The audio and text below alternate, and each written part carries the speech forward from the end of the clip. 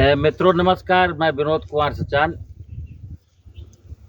आज मैं यहाँ पर, ये गांव है गणेशगढ़, बबीना ब्लॉक है और जनपद झांसी, उत्तर प्रदेश। इस गांव में मैं सन 2000 में आया था और मैं यहाँ संभागीय कृषि परीक्षण एवं प्रदर्शन केंद्र झांसी में मैं एग्रोनॉमिस्ट के पद पर यहाँ पोस्टिंग हुआ था। 2002 में पहली बार आया था। उस समय जैविक खेती का एक कार्यक्रम चला करता था, तो मैंने यहाँ जैविक खेती का कार्यक्रम शुरू किया और लोग इतने अच्छे हैं कि समझ बहुत ज़्यादा है। अगर कोई भी चीज़ समझाई जाए तो बहुत जल्दी ये अडाप्ट कर लेते हैं। तो 2002 में जब मैंने यहाँ जैविक खेती की मुहिम शुरू की और 2004 में झांसी इलाके के सारे लोग, मेडिकल कॉलेज के, यूनिवर्सिटी के और इंजीनियरिंग कॉलेज के कई सारे प्रोफेसर हमको फ़ोन करके कहते थे कि सचान साहब, गणेशगढ़ का हमको गेहूँ दिलवा दीजिए। और आप यकीन नहीं मानेंगे, 600 रुपया कुंटल जो गेहूं था उसका 900 रुपया कुंटल हमको मिल जाता था इस गांव के किसानों को। मैं उतना परिपक्व नहीं था और ना मेरे पास बहुत उस समय नॉलेज था, लेकिन आज की तारीख में मैं समझता हूं मैंने मैच्योरिटी भी बहुत कुछ गेन की है और इस गांव के लोगों ने भी बहुत मेहनत किया है। तो उस ज़माने में जो मैंने काम किया था, तो ये समझिए कि इस गांव में 167 नेटिव कंपोस्ट लोगों ने बना लिए थे। इनमें से 30-35 नेटिव कंपोस्ट वो थे जिनको अनुदान मिला था। बकाया सारे के सारे लोगों ने अपने खर्चे से नेटिव कंपोस्ट बनाए थे। 11 लोगों ने बर्मी कंपोस्ट का कार्यक्रम शुरू किया था। उनमें से हालांकि आज 10 लोगों ने बंद कर दिया। वीर सिंह आज भी बर्मी कंपोस्टिंग का काम कर रहे हैं। 2007-8 में मैं झांसी छोड़ करके ट्रांसफ़र हो गया, बाहर चला गया। पिछले साल, इसी साल फिर लौटा हूँ झांसी में। तो पिछले 1 महीने से मैं लगा हूँ कि अब इस गांव को उत्तर प्रदेश का ऑर्गेनिक या नेचुरल विलेज एग्रीकल्चर के मामले में, कि यहाँ के सारे किसान जो है नेचुरल फार्मिंग करते हैं, ऐसा मैंने सोचा। लोगों से बात की तो लोग भी तैयार हैं। इस साल मैं सोच रहा हूँ कि रबी के सीजन से इस गांव में लोग लगभग, मेरी तो इच्छा है कि 100% नेचुरल फार्मिंग प्रारंभ हो जाए। लोग भी इच्छुक हैं और मैंने इस पर सर्वे भी कराया है।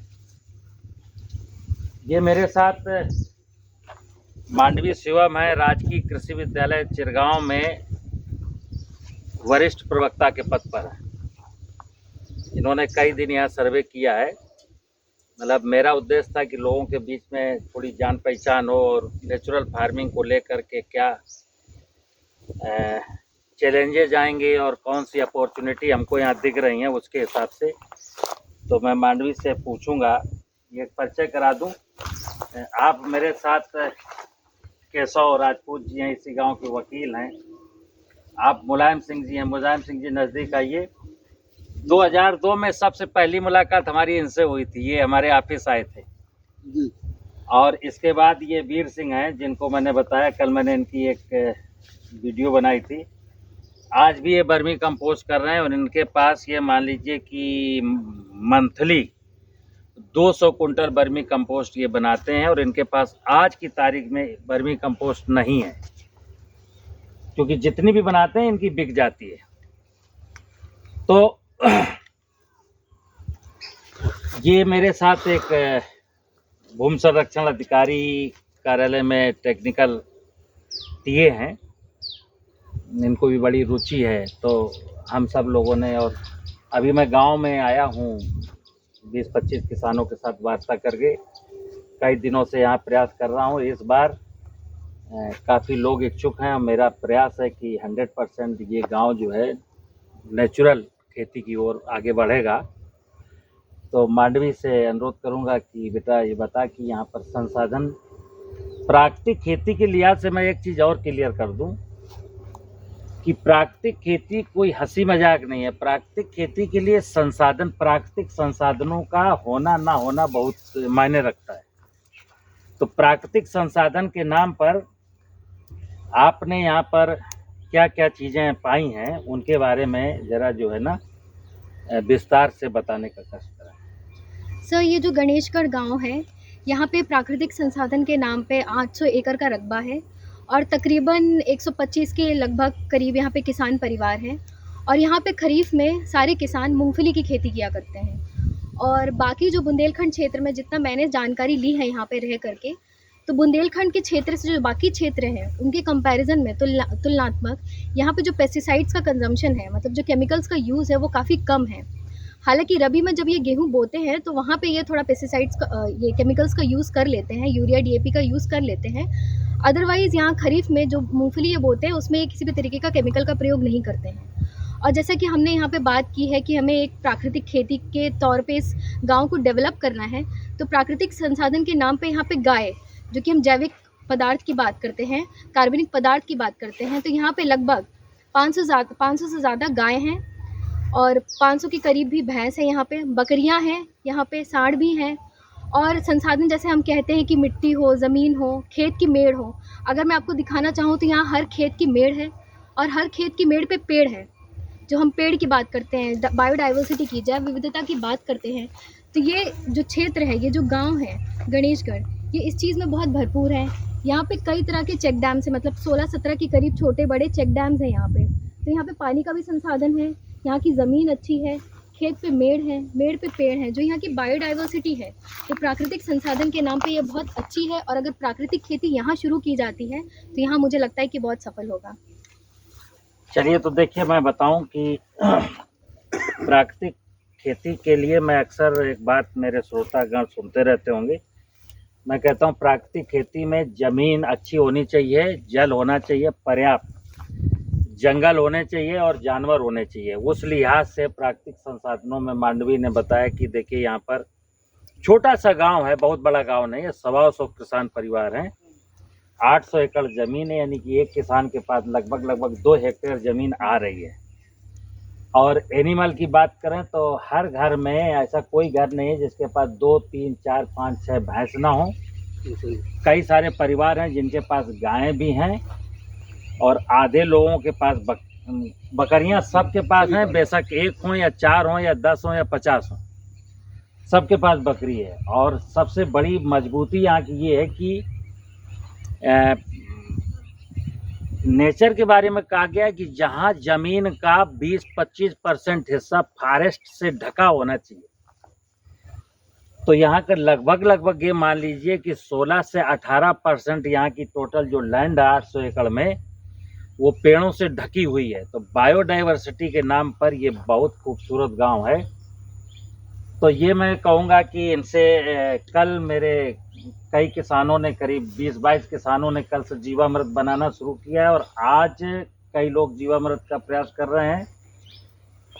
मुलायम सिंह, ये बताओ कि जो मैं प्रयास कर रहा हूँ, हम लोग जो प्रयास कर रहे हैं, हाँ, इसी साल आपके गांव में 100% लोग प्राकृतिक खेती करेंगे कि नहीं करेंगे? नहीं सर, जो आपने काल 2-3 दिन से आपने प्रयास किया, उसका बताया पूरा डाटा कि हम सन 2002 से या 2000 से यहाँ पर जो कर रहे, तो सभी लोग सहमति हैं और कुछ लोग ले भी आए जीवामृत। और आगे कल एक मीटिंग भी रख रहे हैं आज शाम को कि पूरा गांव जो रहे उस पर सहमति हो और हम सब जीवामृत को लेके आए। और हम इस साल कोई भी यूरिया डीएपी ना डालेंगे। तो ये जैविक गांव, ऐसे गांव वालों की मंशा है कि हमारा गांव एक प्रदेश लेवल पे मतलब अच्छा उठे। बहुत अच्छा। हमारा सब गांव का प्रयास है और रहेगा। आपका क्या मतलब कंट्रीब्यूशन रहेगा? बिल्कुल सर, हम लोग तैयार हैं उसके लिए। सभी लोग गांव के लोगों से बात भी की है, सभी गांव के लोग का जो है मतलब सहयोग कर रहे हैं। हाँ। सभी लोग तैयार हैं और मतलब जो है उपयोग करेंगे जैविक को। चलिए, वीर सिंह इधर आओ। देखिए, ये वीर सिंह हैं, ये वो शख्सियत हैं कि कभी ना हारने वाले, ना थकने वाले, ना रुकने वाले। इनके पिताजी वकील हैं खेमचंद जी, और अच्छे वकील हैं झांसी के, और साधन संपन्न है, लेकिन इसके बावजूद ये हमेशा इसी ड्रेस में रहते हैं। खेती के साथ इतना समर्पण है इनके पास कि मैंने बोला कि आज भी ये बर्मी कंपोस्ट को चला रहे हैं और शिद्दत के साथ चला रहे हैं। ये बर्मी कंपोस्ट से जब भी कोई मांगता है तो अगर ओरिजिनल होगी तो देंगे, नहीं तो मना कर देंगे। इनके पास जो है 17-18 गाय हैं, जिसमें हालांकि कुछ सांड भी हैं। तो हमें उम्मीद है वीर सिंह, जो आप अपना तो काम करते हो, लेकिन इस काम में आपको पूरा सहयोग करना है। सब पूरे गांव को, मतलब सब हम 4-5 लोग हैं, सब पूरे गांव को, जैसे आप सन 2000 में हम लोगों ने पूरा गांव जैविक बना दिया था, तो थोड़ा चलते रहे और कुछ लोग बीच में भटक गए और कुछ लोग आज भी करते आ रहे हैं, लेकिन दोबारा से सब पूरे आपके साथ पूरे बिल्कुल 100%। चलिए मित्रों, तो मैं आपको बता दूं कि अभी हम कहते हैं सिक्किम जो है ना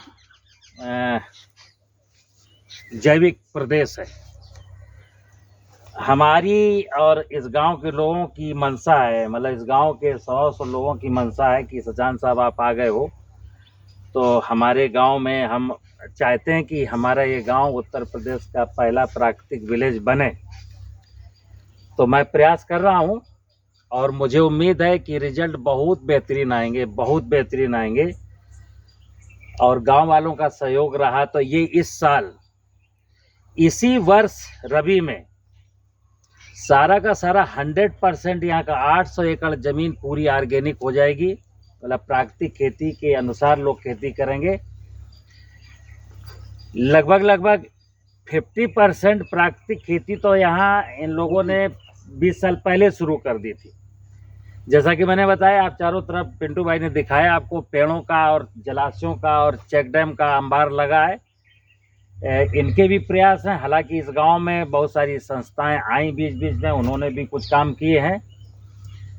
तो थोड़ा सा काम बचा है और मुझे उम्मीद है कि इस रबी के बाद, कल भी मैं इनके यहाँ से मूंगफली ले गया था, तो जालौन के 4 लोग आए थे। उन्होंने जब मूंगफली खाई तो उनका ये कहना था कि सुशांत साहब, मैं 50 साल का हो गया, इतनी टेस्टी मूंगफली मैंने नहीं देखी।